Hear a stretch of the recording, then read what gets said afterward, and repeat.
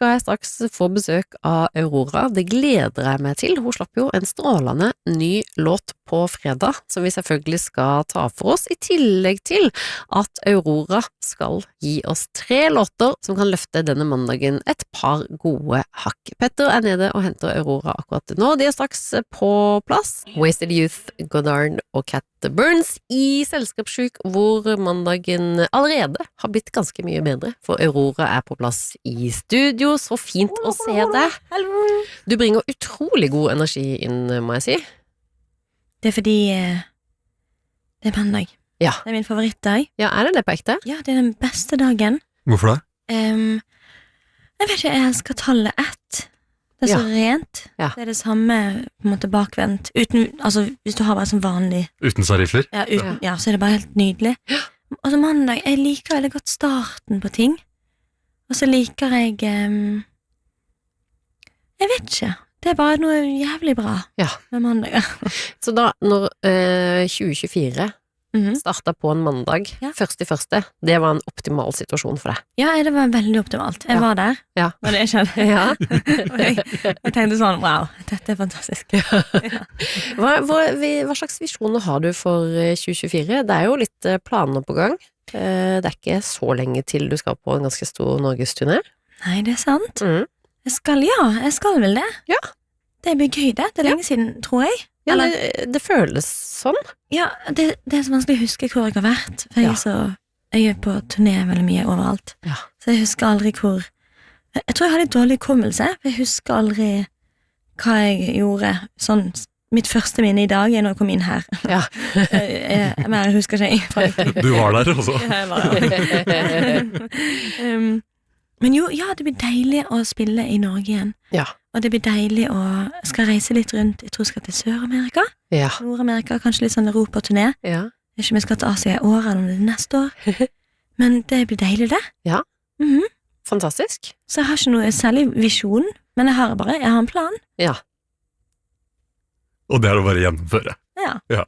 Men du har jo også allerede sluppet årets første nye låt. Noe som jeg synes er fantastisk, fordi vi har kost oss enormt med Your Blood helt siden den kom.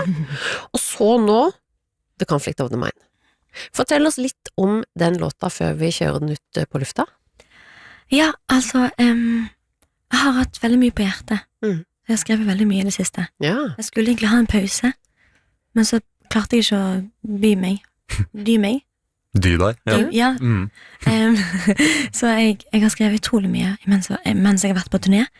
Og Conflict of the Mind, den handler om en familie og alt de ikke klarer å si til hverandre. Ja. Det kan være vanskelig. Ja. Men også når de du elsker skikkelig høyt endelig tør å legge sine byrder på deg, så finnes det ingenting vakrere. Og i refrenget så sier jeg, når jeg ser deg gråte, så er det det vakreste jeg vet, og det vondeste jeg vet, for det er helt forferdelig å se at du har det vondt, men det er så fantastisk at du tør å ha det vondt foran meg, med meg. Så det er på en måte den æren i å elske noen, og få lov til å være der for dem, og hvor sterk den kjærligheten blir da. Men ja, denne familien her får ikke det helt til. Altså, jeg elsker slutten på denne nye låta di, Aurora. Ikke bare det der fniset som kommer helt på slutten, men Aurora i mange dimensjoner, føler jeg. Ja, det er sånn kano av gladgutt-sang. Eller jeg vet ikke, sorry. Jeg vet aldri hva som skal komme ut av munnen. Nå ble det gladgutt-sang nå. Men ja, det er sånn kano, fordi jeg vil at du har denne konflikten i hodet, sant, som du holder inni deg selv, og så når du begynner å snakke om det, det er da du oppdager at du finnes inni der. Ja. Den versjonen av deg selv som har druknet i sånne sorger og sånn, den lever plutselig igjen og får puste igjen. Og så handler det om fødselen til denne versjonen av deg selv, som kommer ut igjen, sakte, men sikkert i sånne tankestrømmer. Så jeg ville ha masse vokaler som driver og snakker til deg på samme tid. Ja. Så kommer denne ene sterke vokalen på slutten gjennom alt. Fantastisk. Du er født på ny, fordi at du må, når en sang er så tung, jeg vet at denne låten kommer til å være tung for mange, og bra for mange, men tung. Og da er det viktig å slutte låten med litt sånn lys, at de føler seg, i alle fall litt bra på slutten av denne jævlige låten. Ikke sant? Ja, sånn at man ser lys i enda, for å være veldig klisjéaktig, lys i endtunnelen da. Jo, men det er noe med det der med å gi håp om at selv om det er sånn nå, så trenger det ikke å være sånn for alltid. Ja, men det er det. Jeg vil ikke lage trist musikk som dyrker sorgen. Nei. Sånn at det er en del av identiteten din.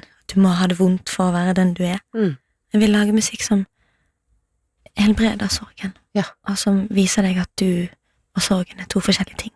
Nettopp. Fantastisk. For en bra... Så det var meg. For en bra måte å starte året på. Ja. Med en sånn låt. Ja. Det synes jeg høres helt nydelig ut. Ja, det er sikkert mange som setter pris på det. Ja. Du trenger det kanskje? Ja, jeg tror det er veldig skummelt å ta plass. Vi synes det er veldig skummelt, og vi føler ofte veldig dårlig samvittighet av å åpne og overdele, eller å vise de veldig vonde sidene av oss selv. Eller mange gjør det. Men desto mer du gjør det, desto mindre skummelt er det. Ja. For du merker at det gikk fint, og det virker mye for deg, siden du går og tenker på det hele tiden, men du prater nok mindre om dine sorger til andre enn det du tror. Ja. Siden det er noe du er med hver dag. Ja, så det føles som det er veldig mye. Ja, jeg tror folk føler veldig sånn dårlig samvittighet, mange, for å bare ta plass. Men du er jo et godt eksempel i så måte, vil jeg si. Apropos det jo ikke, at du aldri helt vet hva som kommer ut av munnen din. Men det virker jo ikke som du er så redd for å snakke om noe. Nei, det er ingenting jeg er redd for å snakke om. Nei. Det er noe jeg kan synes er vondt å snakke om, men jeg er ikke redd. Nei. For det er greit at det er vondt. Ja. Sånn er det jo bare. Og jeg liker veldig godt når jeg først skal leve og bare føle på alt. Jeg liker veldig godt ting som er veldig menneskelig. Ja. Det føler meg veldig sånn at det er veldig vondt, men det er jo en ære å få føle på veldig menneskelige ting. Ikke sant? Og komme seg gjennom det, Ja. og vite hvem man er. Eller jeg vet ikke, jeg synes det er veldig spennende. Det er sikkert også en del som har det litt tungt akkurat nå. Det er jo noe med januar og mørke og kulde og hvit måne og alt mulig. Jo, men folk er ofte ganske isolerte i januar. Det er ikke ofte man nødvendigvis er så flink til å være ute blant mennesker. Og da kan det bli lett at man velter seg litt i de tunge tankene. Ja. Så vi har jo bedt deg, Aurora, om å gi folk en sånn innsprøytning av god energi i form av musikk som du tenker passer til å starte uka på en bedre måte på. Ja. Hvor har du lyst til å begynne? Vi skal begynne med Lionel Richie. Ja, det synes jeg. All Night Long. Ja. Fordi jeg husker ikke helt hvordan det høres ut. Jeg har lyst til å høre den igjen. Ja. Og så har han sånn fin, sakte oppbygning. Myk, som en svamp, som er litt våt. Suger til seg jusen av mandag. Mandagsjusen. Altså, sist jeg hørte denne låta var i et bryllup i juni, og kjente at den passer minst like bra på en mandag i januar. Takket være Aurora, som altså ga deg Lionel Richies All Night Long. Hvorfor ikke? Ja, fantastisk. Man må ikke spare de låtene til liksom 12 på natta på en fest. Nei. Jeg hørte faktisk på den låten vi skal høre på nå, for i dag tidlig måtte jeg stå veldig tidlig opp, og da blir jeg ofte veldig lei meg. Ja, for du er veldig glad i å være oppe på natta. Jeg er veldig, veldig natterotte, og veldig lite dagmus. Ja. Whatever. Ja. Og ofte når jeg må opp tidlig, så får jeg sånn falsk følelse av veldig tristhet. Ja. Så tror jeg at jeg er veldig trist, og det er veldig rart. Ja, jeg vet, jeg Og så kjenner må meg. jeg snakke med meg selv og bare, nei, jeg er ikke deprimert, jeg er bare trøtt. Men jeg gruer meg ofte veldig, for jeg gruer meg til å være trist på morgenen, for jeg vet at jeg kommer til å tro at jeg er veldig lei meg. Ikke sant, det er rart? Ja, for du gruer deg før du legger deg? Ja, Oi. fordi man vet at jeg kommer til å ha den triste sånn, eller jeg vet ikke, jeg tror ofte jeg er Men deprimert. hva hvis du skal noe gøy? Hvis du skal på ferie og stå opp tidlig for å rekke flyet? Nei, uansett hvor gøy det er, så hater jeg det. Men det er lett jeg har sånn trist, trøtt godt. Det veldig lett å forveksle de to følelsene. Ja, Og det viktig å minne seg på. Ja. mitt hode tror det den samme, og jeg vet at det feil. Og for å ikke ha det sånn, så tar jeg på den sangen jeg skal vise dere nå. Ok. For den hørte jeg på i dag tidlig, for da følte jeg meg veldig lei meg. Så hadde jeg 10 minutter til å kle på meg før jeg måtte gå ut av døren. Og den akkurat 5 minutter lang, så jeg kunne høre på den 2 ganger. Så visste jeg at jeg kunne holde tiden. Vi skal høre på Give Me The Night, som en helt fantastisk sang, som jeg faktisk oppdaget på nyttårsaften.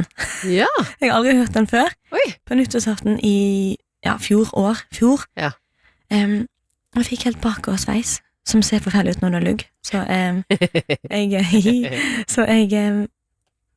og det er bare det beste jeg har hørt. De vokalene, herregud. Nydelig. For en låt, Aurora. Altså, det her var jo jeg trodde du gikk hardt ut med Lionel Richies All Night Long, og så kjører du på videre med George Benson. Må rette ut luggen din igjen, som nå har jeg tatt den der igjen sånn. Det ser bra ut. Men åpenbart at du er et nattemenneske, da, når du starter med All Night Long og fortsetter med Give Me The Night. Ja. Oi, du, herregud, ja. Nattema. Ja. Nattema. Jeg synes jo også det er gøy at du, og veldig forståelig, at du synes det er så vanskelig å stå opp tidlig, hvis kroppen din da forveksler følelsen av å være trøtt med å være deprimert. Ja, og det er veldig rart, fordi når jeg er i festivalsommeren, så må vi ofte så opptrer jeg ofte sist, så da er jeg hjemme på hotellet 1, 2, og så må vi ofte opp 3. Au. Neste dag, så er det veldig ofte om sommeren at jeg får 2 timers søvn. Ja. Men det går fint, for det kommer ikke dypt nok i søvn til å bli trøtt. Ok. Så det liker jeg bedre enn å stå opp i dag og komme hit. Men jeg håper du napper litt gjennom dagen? Ja, du gjør det, ja. Jeg kan sove overalt. Okay. Jeg sovner av og til på de ved siden av meg. Ja. Og det var en mann som var så skjønn. Han var sånn litt eldre, sånn 70. Og så lot han meg ligge på en 5 timers flytur. Så våknet jeg med masse slev på skulderen hans. Og jeg bare, oh my god, I'm so sorry. Og han bare, no, he was cozy. Long time a young woman has slept on my shoulder. Og jeg bare, you pig. Nei, nei, det er bare, oh, so cute. Du bare og så klinte vi dritmye. Ja, bra. Det endte bra, da. Ironi. Og for alle sammen. Hele Norges folk, det var ironi. Det var ironi. Ja, for du føler noen ganger at folk misforstår deg når du tuller, og så tror de at du mener det. Ja. Så det er bare vi bare flagger det. Ja, det hjelper jo å si etterpå sånn, det var ironisk forresten. Men det er litt slitsomt å gjøre folk oppmerksom på det i etterkant. Man kan ha med sånn skilt. Ja, man bare vipper sånn lite sånn. Ironi. Sånn her, trekk opp ironikortet. Du har tegnet en tiss. Ja. En guttetiss, da. Kan ikke du signere den, så kan vi lodde den ut i konkurransen vår denne uka? Jo, det er faktisk en god idé. Men det har vært mye penger. Her. Der, vet du.